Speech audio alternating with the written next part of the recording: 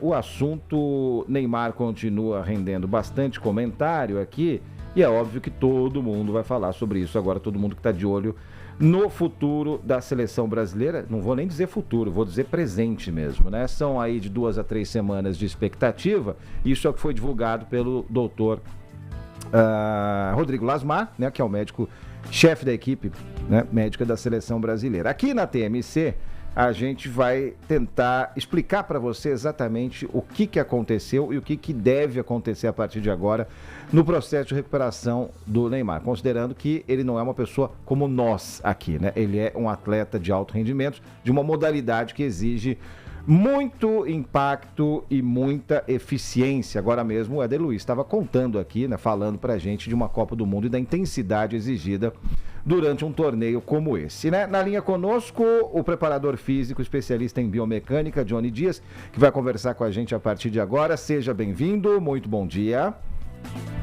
Muito bom dia a todos os ouvintes da TMC, é um prazer enorme mais uma vez participar aqui ao vivo para esclarecer algumas dúvidas aí que todo mundo tem em relação ao craque Neymar. Então tá bom, então vamos começar falando, né?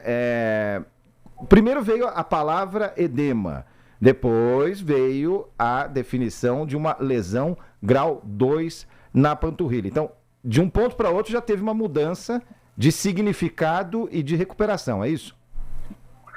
Na verdade, um edema pode ser de uma sobrecarga simples, né? Então, o atleta está acostumado às altas sobrecargas. Um edema nada mais é que uma inflamação, né? Às vezes com sangue, às vezes com só inchaço, né? E isso pode vir de um treinamento exaustivo, de uma sobrecarga grande de treinamento e tal.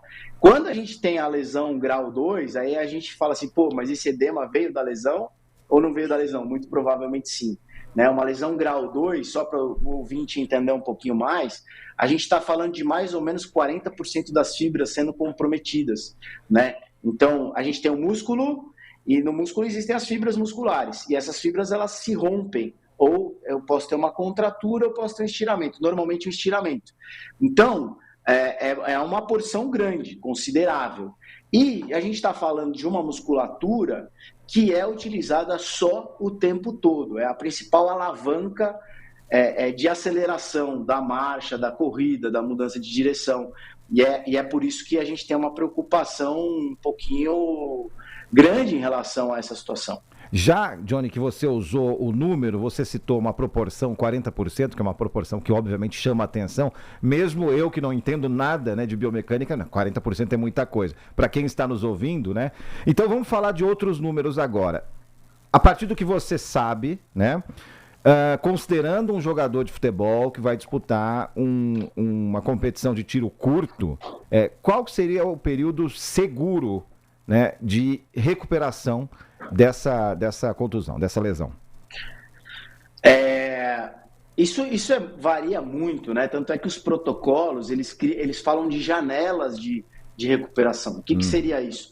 Eu posso ter um atleta jovem, saudável, que se cuida muito, que faz muita fisioterapia, que tem um sono regular, uma alimentação adequada, quer dizer, esse cara vai se recuperar mais rápido. E a gente também vai ter o atleta, às vezes, mais velho, às vezes numa outra condição, até a genética do atleta vai interferir, nesse caso, no processo de recuperação. Então, a gente fala em janelas de recuperação, né?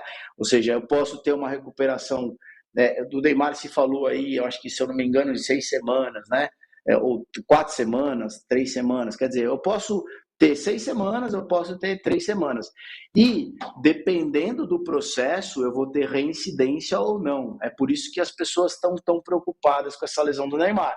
Porque o processo de cicatrização vai existir, mas a gente não pode esquecer que depois tem o processo de treinamento para deixar ele apto às acelerações do jogo. Né? E as acelerações do jogo são muito mais intensas, muito mais vigorosas do que simplesmente dar um trote ali em volta do campo.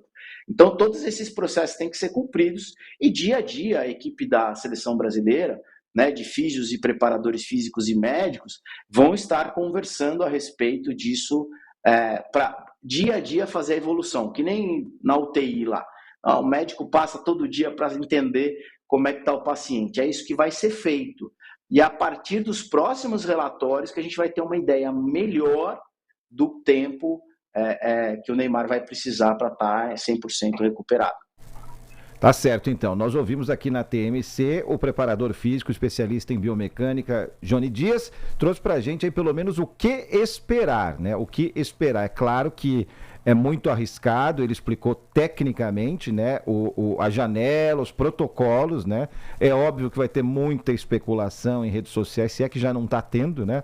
Mas a gente tá falando aqui com um profissional responsável que, né, esclareceu. Olha, tudo depende de muita coisa, né? Então não vamos esperar nem para amanhã, nem para depois, nem para a semana que vem uma solução. Vamos seguir acompanhando. Johnny, muito obrigado pelas palavras aqui à TMC. Um bom dia para você.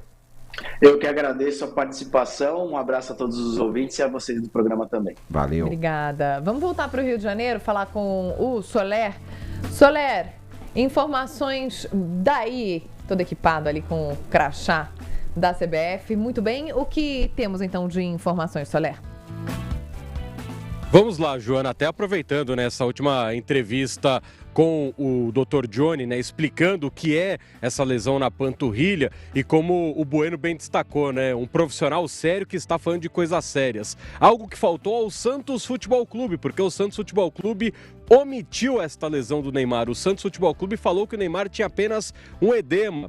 O técnico Cuca, no último jogo do Santos, falou: não, o Neymar não tem nada, ele até poderia jogar hoje. Então o Santos omitiu a lesão do Neymar e por isso que agora existe essa situação desconfortável para o jogador que chegou ontem à Granja Comari, passou pelos exames médicos e foi diagnosticado não com um edema, e sim com uma lesão de grau 2 na panturrilha direita. E com isso, o próprio médico Rodrigo Lasmar, da seleção brasileira, que também é o médico particular do Neymar, trouxe a informação de que o Neymar ficará de 2 a 3 semanas fora das atividades no campo, sem treinar com os outros jogadores.